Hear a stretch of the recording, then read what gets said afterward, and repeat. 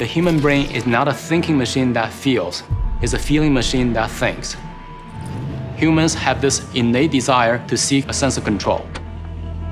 Driven by our strong emotions, we stop making rational decisions when it comes to buying. We buy products simply because we want to gain a sense of control. At the same time, our innate desire to seek instant gratification drives us to buy more and more. How can we resist being manipulated into spending? With neuromarketing, we can understand how our emotions, feelings, and intuition shape our buying decisions. Money can bring joy, security, excitement, and satisfaction. At the same time, money can bring worry, jealousy, resentment, and anxiety. And what really drives our need to shop? This is Your Brain on Money.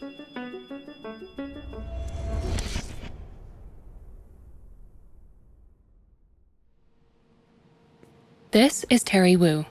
He's a neuroscientist and a marketing consultant, and he wants people to understand the irrational forces driving their spending habits. From the evolutionary perspective, the human brain evolved to feel first and think later. The emotional brain is called the limbic system. It's responsible for all our emotions like joy, happiness, anger, fear, and anxiety. The rational brain is called the frontal cortex. It is heavily involved in reason and logic. Sometimes these two systems conflict with each other, and our decisions are the results of a complex interaction. At the start of the COVID-19 pandemic, many Americans stockpiled toilet paper, but not because it had anything to do with keeping them safe. Buying toilet paper was a simple coping mechanism for people to deal with their stress. When under stress, the frontal cortex stops functioning at full capacity. Our emotional brain kicks into higher gear. It overpowers our rational thinking. We feel like we're losing a sense of control. We have difficulty in controlling our impulses and delay our gratification. We stop making rational decisions when it comes to buying. The miracle of modern abundance means more human beings have near instant access to affordable products than in any other time in the history of the world. With online shopping available 24/7, it's very tempting to shop online all the time and to seek that instant gratification and to seek that instant reward. We think Amazon is in the retail business, but in reality, Amazon is in the instant gratification business. The human brain was not evolved to interact with a computer screen.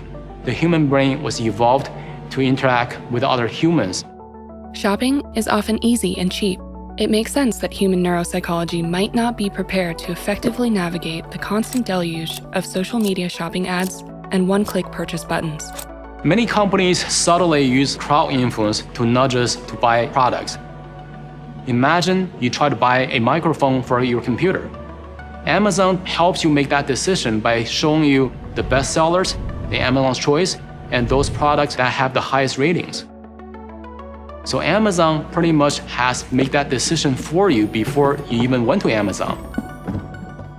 We often use credit cards when shopping online, which means there's a disconnect between our present self that gets to enjoy the new item and our future self who has to deal with the consequences. Credit card companies and loan companies know this very well. They intentionally disconnect the present self and the future self. When we spend money with cash, we can feel that money is leaving us. This is why spending money with a credit card, we tend to spend more simply because we don't feel the pain of paying. Companies want to give us the illusion that we're in control. When people have a better shopping experience, guess what? They buy more. It can be difficult to stop spending that's driven by the emotional brain, but it's not impossible. The important thing is you create some barriers between your desire to shop and shopping. In the old days, we did not shop every day. We shop maybe once or twice a week. Designate a day in the week to shop. Allow yourself some time between the moment you think of buying something and the time you buy something. Stress reduction can strengthen our ability to resist the shopping impulse. Terry is a committed runner. It helps temper his desire to buy too many books. One way to lower our stress is physical activity. Anytime you feel like you're under stress, instead of going to shop, go outside, move your body. When your muscles become relaxed, your stress level goes down. Another way to reduce your stress is to seek social support. When you're connected with other people, you gain a sense of safety. That sense of safety can blunt your stress response and make your frontal cortex function better. Online shopping has become the predominant way for us to buy things in our lives. But are we going to adapt this in a bad way or in a good way? The answer is not clear yet.